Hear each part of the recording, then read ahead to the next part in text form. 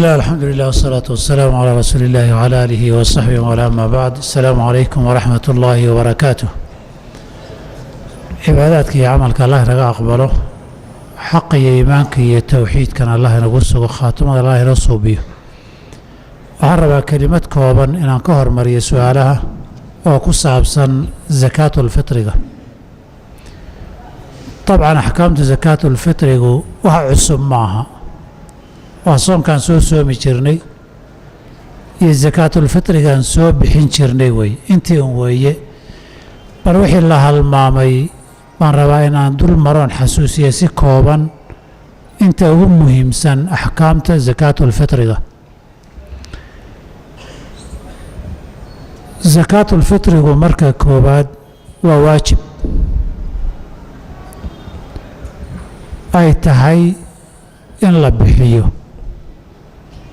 نبينا كسبنتي صلى الله عليه وآله وسلم إن الصحابة يراهدين فرض رسول الله صلى الله عليه وسلم صدقة الفطر من رمضان. نبي واجب أمتك غدغي صدقة لبحين أيوه مركي بشهر رمضان لقى فرعي دماته صادرت الحكم كالواجب ويه qofkii dayaca uu ku dambaabayo marka labaad waa waajibo waxay kaaga dhacdaa kaliya inaad bixisood gudato qofkay ku waajibtaay wuxuu kaga dhacdaa ama uu kaga badbaadaa dabagalkeeda iyo su'aasheeda kaliya waa inuu bixiyaa. masalada labaadi xikmadda iyo ujeeddada loo waajibiyey waa laba qaybood. midna waa qofkii soomanaa ee bixinaya, midna waa dadkan la siinayo. labada arrimood buu nabigu ku tilmaamay fii xadiidi ibni cabbaas uu leeyahay nabigu wuxuu sakaatulfitriga u waajibiyey ummadda u waajibiyey طهرة للصائم من اللغو والرفث وطعمة للمساكين. qofkii soomanaa ee wax ka dhacdhaceen hadallaan habboonaynna ka dhaceen wixii soo gaargaaray soonkiisii bay kabaysaa oy dhammaystiraysaa.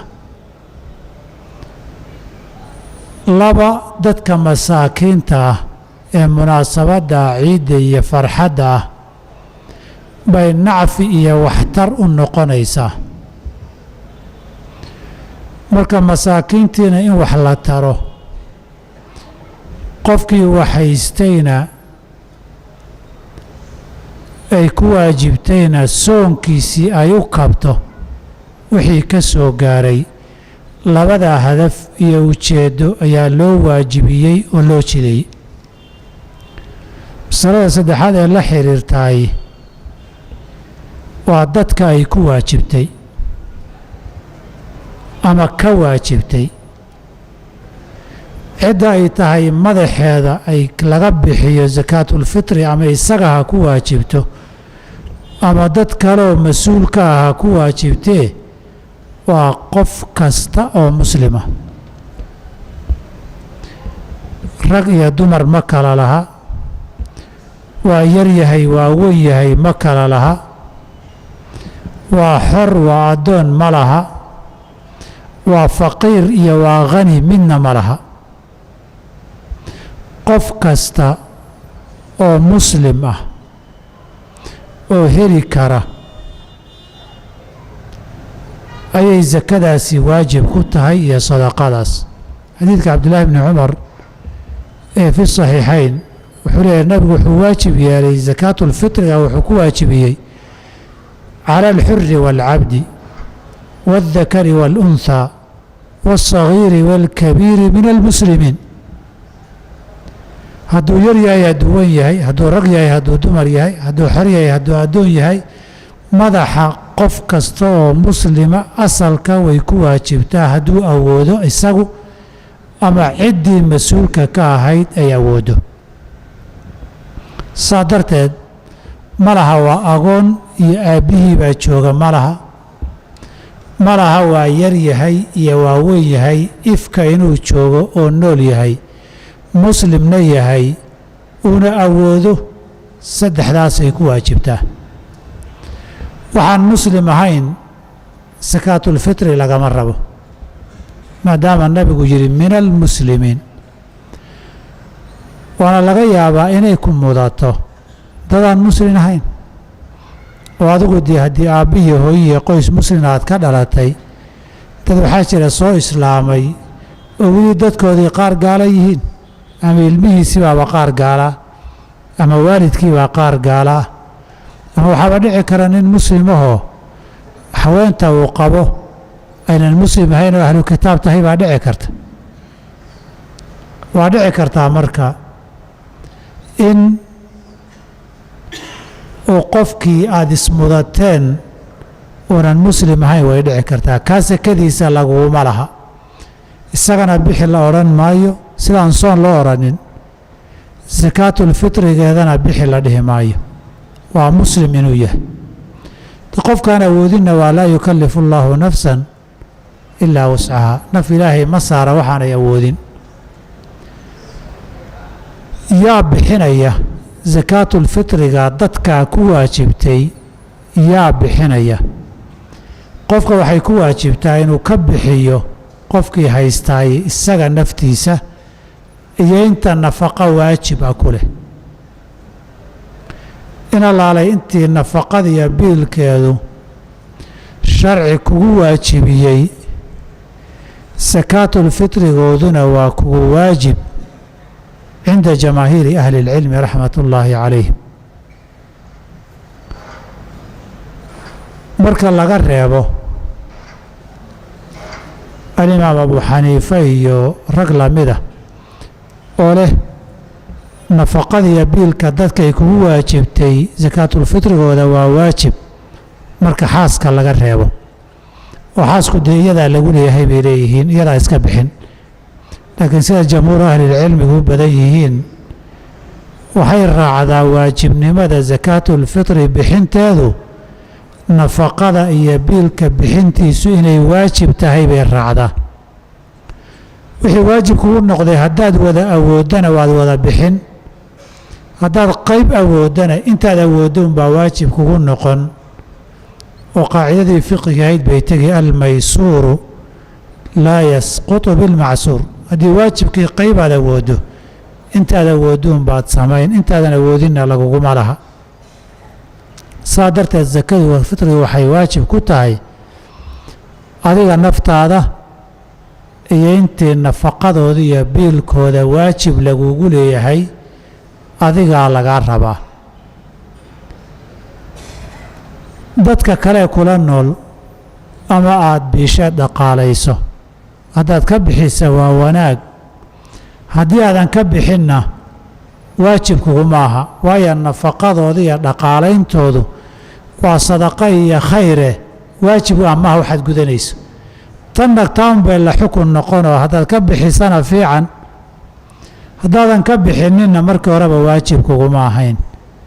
ilaa fii riwaayatin can ilimaami axmed oo leeyay bisha ramadaan qofkaad biil siisay ee adigu biilkiisa bixisay, sakaatulfitrigana raaci ka reebin, laakiin muctamadka madhabka xataa ma aha. taasina waa yaa bixinaya sakaatulfitrigii. su-aasha kale waxaa weeye goormaa la bixinayaa? wakhtiga u fiican waa intaynan salaada ciidda la tukanin weeye in la bixiyo. nabiguna sidaasuu amray sala allahu calayh waalihi wasalam in qofku sakaatulfitriga uu bixiyo intaan salaada ciidda la tukan. salaada ciidda haddii la tukado weli waa dayn lagugu leeyahay, laakiin ama ajirkiibaa hoos u dhacaya ama waajib baad dayacday oo waa dembaabaysaa. qowlaani liahli اlcilmi raxmat ullaahi calayhim. nabigu wuxuu amray oo amar ku bixiyey sakaatulfitriga in la bixiyo inta aan salaada la tukanin ciidda. saas darteed ka hor inaad bixisaa lagaa rabaa. amaa dhammaadka wakhtiga aad bixinaysaay wakhti uu ku dhammaada ma jiro. waa xaq masaakiin oo waajib kugu ah oo dayn kugu ah. salaaddii haddaad wakhtigeeda ku tukan weyday waajibka kugu ahayd ama soonkii ramadaanka waajib ahaa aad soomi weydo, soo wax qoorta adiga dushaada saaran oo dayn oo lagaa raba inaad guddown maaha. ama markaa cudurdaar lahow ama cudurdaar la'aan noqoo dembi ha kuu dheeraado. mar walbaba waajibku gudashuu u baahan yahay. saasuuna xadiidka nabigu tilmaamay. wuxuu yidhi man addaaha qabla asalaati fa hiya zakaatun maqbuula waman addaaha bacda asalaati fa hiya sadaqatu min asadaqaat. qofkii salaada ka hor bixiya ajir zakaa loo aqbalaya. qofkii salaada kadib bixiya, bixintu way socotaa weli ma dhammaanin, ajirkeedu ajrulfaraa'id ma ahane sadaqaadka sunanka ajirkoodii oo kaleetay yeelan weeye xadiidku. waayo wax waliba oo isku nooca waajibkiisu waa ka ajir badan yahay sunnadiisa. salaada waajibkii way ka ajir badan tahay ta sunnada ah. sadaqada waajibkii way ka ajir badan tahay ta sunnada ah. daliil xadiidkii qudsiga ahaa uu nabigu lahaa calay slam rabbi ka warinayey, ilaahay wuxuu ugu jecel yahay loogu dhowaaday inuu yahay maftaradtuhu calayh, waxaan ku waajibiyey. wax ilaahay loogu dhowaaday wuxuu ugu jecel yahay wuxuu waajib ka dhigay. walaa yazaalu alcabdu yataqarabu ilaya binnawaafil xataa uxiba. waa darajo labaad sunanka loogu dhowaado oo kamaala, tanna waa tii asaaska ahayd. walidaalika salaada farad ajirka badan loo sheegay asaas waxaa u ah salaada fariidada ah. sadaqadii mar walba waad bixin sakaatulfitrigii adoo ajirkii hoos isu dhigay. haddaan nidhaahna waa sunno qabla salaa, amarku amru nadbin wey. haddaan nidhaahna amru waajib weeyana waajib baad dayacday oo dembi baaba kuu dheer, haddana waa lagaa rabaa. mar waliba haddaad bixinayso inaadan dembaabin sooma fiicnoo dembiga iska ilaalisa ama ajirka badan aadan waayin, marnaba haddayna kuu baaqanaynin. taasi waa wakhtiga dambe. wakhtulfadiiluhu waa salaada intaan la tukanin. wixii ka dambeeya waa dayn. maalinta ciidda hadday dhaaftana sida qadihii oo kale shabbahda cinda aljamhuuri waay. amaa bilowga wakhtiga lasii bixin karaay cala asaxiixi oo qowlu asxaabina ah min awal ramadaan wey. ramadaanku hadduu soo galo sababkii wujuubka qaybtiisii horena la helo, sida sakaatulmaalkaba markaad xoolo sako gaaray hesho sanadka ka hor aad u sii bixin karto, ayaa tanna loo sii bixin karaa ramadaankoon dhammaanin. marka min al-aana waad sii bixin kartaan. bishu markay soo gashay laga soo bilaabo iyay ka soo bilaabataa wakhtiga la bixin karo. wakhti ay dhammaato bixintu ma jirto, laakiin wakhtiga layska raba inaan laga dibdhigin yowmulciidi waaye cinda aljamhuuri. culimmada qaarkoodna salaada weeye wakhtigulwujuubka, inta kalena qado iyo waxaad bixinaysa wey. taasi waa wakhtiga la bixinayo. qadarka sakaatulfitriga la bixinayo iyo nooca waxa la bixinayo. nooca la bixinayaay asalku waa raashin. saas darteed baa xadiidka ibni cumar iyo xadiidka abi saciid alkhudri iyo keyrkoodba waxay leeyihiin nabigu wuxuu waajibiyey saacan min tamrin wa saacan min shaciirin ilaa aakhirkiisi. raashin weeye waxa la bixinayo. raashinka la bixinayaay waa quutulghaalibka waxa la bixinayo. ma aha quutulghaalibka qofka bixinaya ma aha, waa quutulghaalibka dadka. adu badanaa maxaad cuntaa ma aha, dadku badanaa maxay cunaan wey. waxaana looga jeedaa maadaama tucmatan lilmasaakiin la yidhi, dadku inta masaakiinta iyo intaan ahayn inta masaakiintaa badan. cunnadan waxaa la siinayana waa masaakiinti. waxaa cuntada haalibka u ah baa la siinayaa. qofkana waxaan loogu xiraynin. qofku waxaa dhici karta inuu iskaba xanuunsanayo oo cuntooyin gaara cunayo.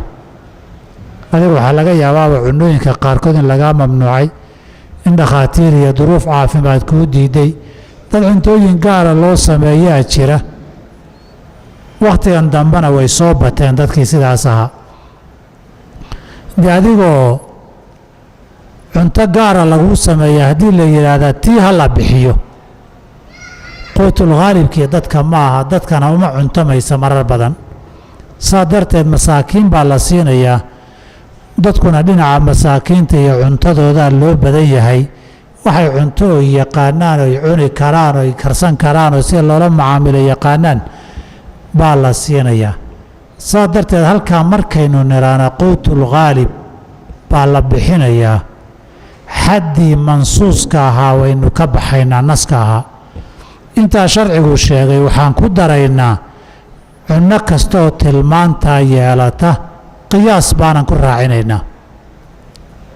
cunooyinka xadiidku sheegay waa 4-5.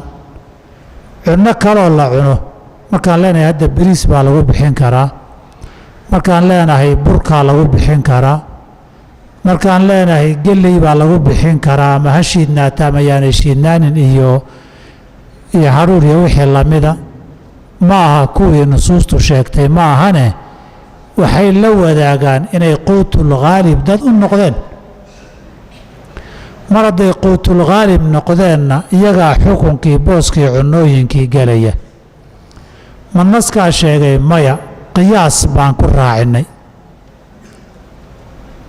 halkaa waxaad ka ogaatay waxyaabahan sakaatulfitriga lagu bixiyo xataa waa cunto haddii la yidhaahdo qaybo ka mida waa qiyaas ee nas maaha. qofkii intaa ku ekaadana inuu naskii keliya ku ekaaday ma ahane, inuu qiyaaskii laftiisu ku dhaqmay waaye. haddii kale waa inuu yidhahda bariis iyo bur iyo geley iyo raashinkan baxaynoo baxa oo dhani ma geli karaan sakaatulfitri, waa inuu yidhaahda. oo intii timir iyo zabiib ya la doonaa iyo caano fadhi iyo in la doono waay. haddii la yidhaahdo waxa waa wixii la bixinayaa asal ahaan, qadarka la bixinayaay waa imisa? waxaa la bixinayaa waa saacun ama suus. suuskuna dabcan suus weel wax lagu miisuu ahaa. weelkii wax lagu miisayey hadda miisidii wax badan waa laga guuray oo miisaan baa loo guuray. weelashii wakhtigaa wax lagu miisi jirayna dee maanta ma yaallaanoo wakhti dheer baa ka soo wareegay.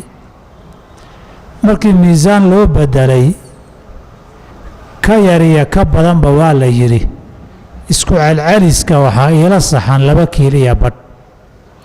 qolo tiri 2 kiilo 176 garaam weeye, 2176 garaam. ilaa qolo tiri 2100 weeye. kuwa yidhaahda 3,000 oo garaam waaye oo 3 kiilo noqonaya. waxaa loo dhexeeyaa 2 kiilo ilaa 3 kiilo baa loo dhexeeyaa. waxaa loo badan yahay culimmada mucaasiriinta intaan arkay u badan yihiin iyo majaamicdu halkan dhexdhexaadkaa in laga soo qaado. oo waagii hore weelasha waxa lagu miisayey sida innaga hadda milamka loogu cabiro looguma cabiri jireen, way isu dhadhowaayeen. marka waxbay isdheerdheeraan jireen yar yara, sida dirhamka iyo diinaarkuba waxay isu dheerdheeraan jireen marka la miisaamo. mar hadday sidaas tahay, culimmada nin walba dhowr uu helay markuu isku dardaray, kuwana 3 kiiloay gaareen, kuwana 2 kiiloay ku istaageen. inta u dhaxaysa marka la isku celceliyo marka 2 kiilo iyo badh. marka 2 kiilo iyo badh suusku inuu yahay baa ila ron. waxaanan isleeyahay waa sida hadda culimmadu u badan yihiin. dabagalkii qiyaastii iyo waxyaabihii mataaxifta laga soo ururiyey marka la isku celceliyey. marka qofkii 2 kiilo iyo badh waaye. 2 kiilo iyo badhka qofka laga bixinayo waa inay hal nooc noqoto. kiilo sonkora ama waxaa leedahay kiilo bariisa iyo kiilo bura iyo nus kiilo ugaali ama isku dari karaa maya. laakiin 2 qof haddaad ka bixinayso, midna bariis baad ka dhigi kartaa, midna bur baad ka dhigi kartaa, midna baastaad ka dhigi kartaa. dhowrka qof aad ka bixinayso, laakiin qofkiiba hal nooc inuu noqdo weeye 2 kiilo iyo badhkiisa. dad badan bay anfici haddii musuq maasuqa laga daayo oo isku wareejintii labada qoys 2 kiiliya barhka 20 qof 2 kiiliya barh keliya laga bixin jiray haddii laga daayo dee masaakiin badan bay wax tari qadarka la bixinayo waxaan leenahay waa 2 kiilo iyo badh quudka qaalibka ee dadku intiisa badan goobta iyo waqtiga aad joogto ay cunaan baad bixinaysaa intaana waa qadarka la bixinayo yaa la siinayaa waxaa la siinayaa ugu fiican dadka baahan ee masaakiinta ah baa la siinayaa maadaama nebigu yihi tucmatan lilmasaakiin masaakiintaa la siinayaa maadaama nebigu yidhi inaad masaakiinta siisay kaaga gudaysaayo ay kaaga ansaxaysaa aan su-aal halkaa ku daree seen masaakiinta u siiyaa masaakiinta 2 xaaladood baad ku siin kartaa wixii kale kaama bixin inaad miskiinka gaadhsiiso adigu gaadhsii ama qof wakiilkaa ha gaadhsiiye in miskiinka aad gacanta ka saartaan way ku baxaysaa ama ciduu wakiishay ama cid wakiilka ah aada ugu dhiibtaan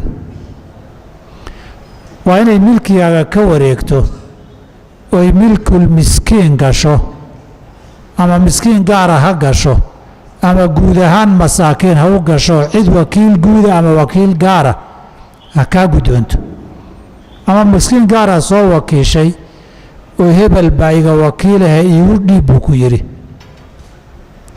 ama adigaa qof wakiishay oo miskiinkiibuu u dhiibay ama miskiinkiibaa guddoomay ama wakiilkiisii gaarka ahaabaa kaa guddoomay ama wakiil guud baa kaa guddoomay wakiilka guudi 2 mid buu noqon karaa wakiil guud oo ciddii mas-uuliya madax ahayd ay u magacowday ee ummadda mas-uulkeedii iyo maamulkeedii iyo hoggaankeeda haysay cid ay u magacowday tiri uruuri sakaatulfitriga si ay kadib ugu qaybiso dadka ay garanaysa ee dadkii loo gaadhsiiye masaakiintu ma wada imanine in baan soo kici karin oon guryaha ka soo kici karin dowlad iyo mas-uul ahna ummadda baahan mas-uuliyad baa ka saaran dadka haddii loo dhiibo sidii nabiga jiri jirtay wey sal ly slam nabigu meel baa loo diyaarin jiray bakhaara dadkuna sakaatulfitriga haddaynan masaakiin siinin halkaasay keeni jireen sakaatulfitri bay ahayd bakhaarkii ama istoorkii uu abu hureyre waardiyeynayey markuu shayddaanku u yimid oo nin odaya iska soo dhigo isagoo guranayo xadaya uu qaban doono bakhaar sakaatulfitri ah buu ahaa nabigaa diyaariyey dadkuna waa keeneen abu hureyrena waardi buu ka ahaa dadka baahan iyo masaakiinta loo qabanayay dadkuna mar hadday halkaa keenaan waajibku waa ka dhacay waxaa kaloo wakiil guud noqon kara ciddii u istaagtay ummadduna u oggolaatay ee loo yaqaan inay masaakiinta wax u ururiyaan waxay u ururinayaan sakawaadkii baa ka mida ama jamciyada khayriya ha noqdaan ama maraakis iyo mu'asasaad gaar ugu istaagay oo magacaa la baxay ha noqdaan sida meelaha qaarkood ay ka jirto zakaat foundation oo kaleeto ama ha noqdaan maraakis iyo masaajid wixiina ururiya masaakiintuna yimaadaan innaga waxaan u malaynaa hadda dowladda inoo magacaabi malihin hay-ado iyo jamciyado saa u taaganna magaaladeennan kuma ogi waxaa soo haray waa masaajidda intii iyagu isu xilqaamay inay qabtaan oo dadkii sakada hayay iyo masaakiintii iswaayey u dhaxeeya masaakiin badan baa masaajidda ka diiwaan gashan qoysas badan baa ku nool sake iyo kayrkeedba dadka muslimka ee wax keenaya masaajidda mar walba cid baa kafaaro keenta cid baa nadar keenta cid baa sadaqaad cunooyina iska keena magaalada arkaysaan qoysas badan oon wax soo gala jirin baa bishii waxaa yimaada ku nooloo la siiyaa kuwaasi markii zakaatulfitriga iyo iftaaru saa'imka iyo adaaxidiyo la gaaro wayse soo wada xaadiriyaanoo wax ma naloo hayaa bay yidhaahdaan. marka waxaan ku talin lahaa qofkii isagu aan gaadhsiin karin maskiin uu iska hubo inuu maraakista iyo masaajidda keeno. haddaad keentaan booskii wakiilkii masaakiinta weeye, waajibkii waa idinka dhacayaa idinka, ama salaad ka hor ha siiyaan ama maalmo kadib ha siiyaan. waxaa dhacda magaaladeennan dad jidadka tuban oon muslim ahayn oyna sakadu ku bixin. sakada fitriga iyo tan waajibka ee maalkuba dadka ay ku baxaysa muslim inuu yahay baa la rabaa. sadaqaadka kale gaalka waa la siin karaa, tan waajibkaase asal ahaan muslim keliya iska leh. dadka waddooyinka tuban waxaad ogtihiin marar badanna aan sheegnay, warbaahintii laga duubayna maqal iyo muuqaal laga soo daayay marar badan. qaar badan oo ka mida rag iyo dumarba waxaa dariiqa taagan inayna muslim ahayn, laakiin ay isu soo ekaysiiyeen. wixii sadaqaadee kaleed siin kartaan dee ciddii tuugsanaysa ee baahanba, gaar iyo muslimba sadaqadu way ku baxdaayee siiya. tan laakiin adoo soo daahay oo ordayoo degdegsan, meeshiina jidkaa ordaya mid isaga dhiib qamiis qabiya mid mara xijaab iyo dhashar qabtay isaga dhiib, waa khatar badan. waxaa badan inaadan muslim ku hagaagin baa aada u badan magaaladan aan joogno, meelo kale kama hadlayo. saa darteed dadka magaalada nala jooga waxaan aada ugula talin lahaa, masaajidda way ku baxdaa inay idinka guddoomaan waajibka waa idinkaga dhacaaye masaajid iyo maamuladooda soo gaarsiiya. kadib iyagu salaada ka hor iyo kadib, ama dad cusub oo masaakiin oo yimid oo xaqiijin karaan, ama dadkii fara badnaa ee marka horeba ka diiwaan gashanaayay yaqiineen ay u geynayaan oo siinayaan oo la hadlayaan. liist diiwaan badan baa yaallo, inta lala hadlo la yidhaahdo imo, ama soo hadlo yidhahdo waxma lahayaa ima la yidhaahdo, oo markaas dad la yaqaano oo masaakiin oo musliman ah. taas masaajiddu hawla idiin fududaynayaan weeye, marka khayr allah idin siiyo. laakiin haddaan masaajidda nahay, sakaatulfitriga aad bixinaysaan inaad lacag ahaan noogu keentaan baan ka jecelnahay, inaad raashin ahaan noogu keentaan. raashinka marka adigu 2 kiiliya bar soo gado wuxuu ka jaban yahay markaa masaajidii annagu jimlo ku soo gadno, wuu ka jaban yahay. qadarka jabnaanta ee ka soo harayana dadka raashinka loo geynayaa sonkortii iyo saliiddii iyo raashinka ay kula cuni lahaayeen baa loogu daraa. marka sakaatulfitrigiina waa idinkaga bixi, waxa soo harayna sadaqa dheeraada iniin noqon. masaajidka marka haddaa keentaan dee jumlada iyo macaamil gaara baa waxa soo haray suugihii iyo wixii loogu kabi lahaa masaakiinta looga dhigaya. dhinac kalena intii naloo keeni lahaa 200 oo bacood oo 2 kiiliya badh u xiran, waxaa nooga fudud inaan loor iyo haafloor usoo qando. 200 oo bacood xagee dhigi, meelaad dhigtaa ma laha. marka 200 oo bacood oo min 2 kiiliya bara soo noogama fiicna 10 loor oo min 50 kiilo ku jirto, baa nooga sahlan meel la dhigay iyo qaadisteedii iyo qaybinteedaba. saa darteed bakhaaro iyo istooro waaweynun ku ururina malihin. waxaa saddexaad oo dhacda, bacahan markaad ku soo wada xirtaan, mid meel ka furata, mid dilaacdoo duleeshanta, mid hadhow meeshii la dhigaya meel luuqa ku dhacdo waa dambu un la arko. ishkaalaad badan bay leedahay. marka wixii raashinkii annagaa gadaynee haddaad keentaan, haddaad keenaysaanna qiimo fiican ku keeno. de waxa suuqa ugu hooseeya walastum biaakhidihi ha qiimaynina, kasarana ha qiimaynine, qiimaha dhexdhexaadka intii lasoo qiimeeyo waa keeni kartaan masaajidda. calaa kulli xaal idinku haddaad bixisaan asalkeedu dee idinkaa la ydinka rabaa. masaakiintiina magaalada way dhooban yihiin oo waa tuuran yihiin. intaas aan hal masala ku gebagabeeyo sidii caadiga ahayd, ama 2 masala aan ku gebagabeeyo. dadka aan siinayo sakaatulfitriga meel ma u diri karaa?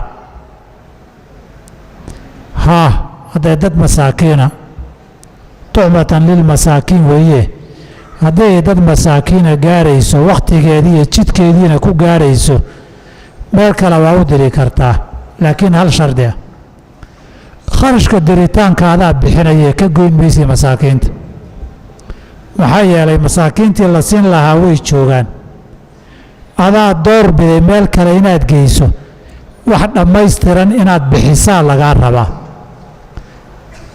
adugu haddaad door biday sharci kuma farin daruurana ma keenin wax dhammaystiran maadan bixinin haddaad intii lagu diri lahaa ka goyso oy 2 kiiliya barkii noqon weydo waa in adigu qabtaa kharashka waxaana la weydiiyaa haddaan sakaatulfitriga meel u diraya kharashka siyaga haddaan ka gooyo ka waran intaa xoola jacaylka intaa leeg adaru 2 kiiliya bar wax gooya maxaad wax ka sii jari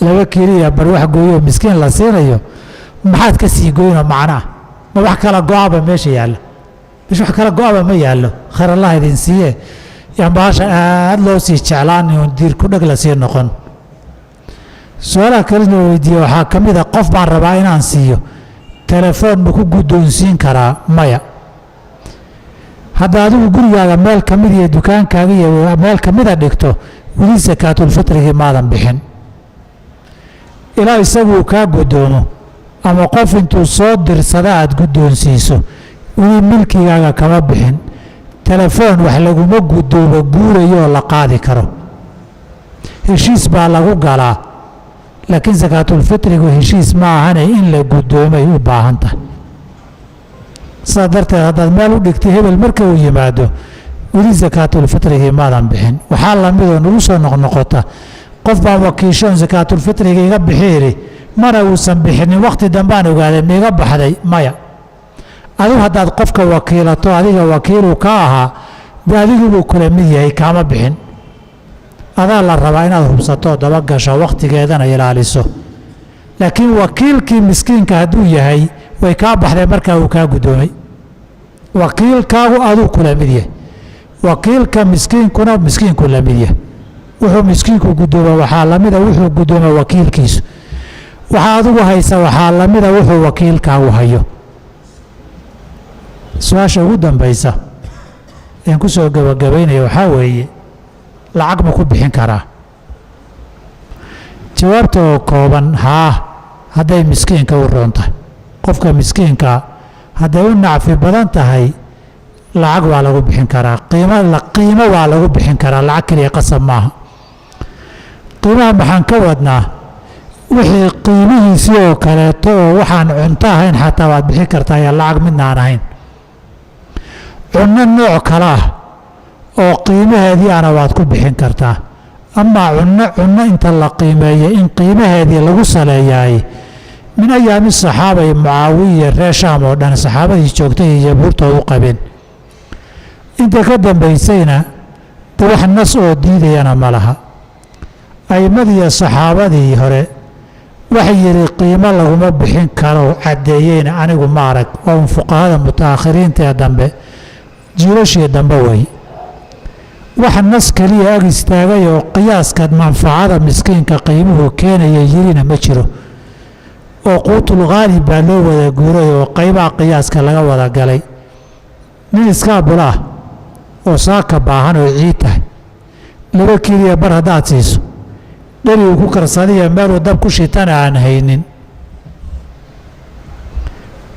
inuu iska tuuriyo inuu dib qiimihii ka yar ugu gado labadaasaa u yaalla hadduu dib uu gaday laa qiimihiisii asalka ahayna ma qaadanin walaa raashinna ma intifacsanin lacag ka yar buu qaatay haddii adiga 350 kugu tegi lahaydoo isagoo hadhow 250 laga siinayo maxaad 100kan u khasaarin ninkan 250 unbuu qaadane 350 kaa uga nacfi badan haddii aad lacag siisa os makhaayadda ku leexdo oo uu raashin kaga dhargahayso ninkii raashin ma cunin kii cayrinkaa meeluu geeyaba ma hayadee dab uma shidna gaas uma hayo dab shid biyo soo gad saliid soo gad cusbo u soo gad intaasoo qaxar iyo kharash sooma gelin laakiin reerkii reerahee deganaayee dab u shidnaa iyagu raashinkaasa anfacaya hadday dhacda xaaladaha qaarkood in lacagtu ama qiimuhu u nacfi badan yahay waa lagu bixin karaa. intaasaan kusoo gabagabeynayaa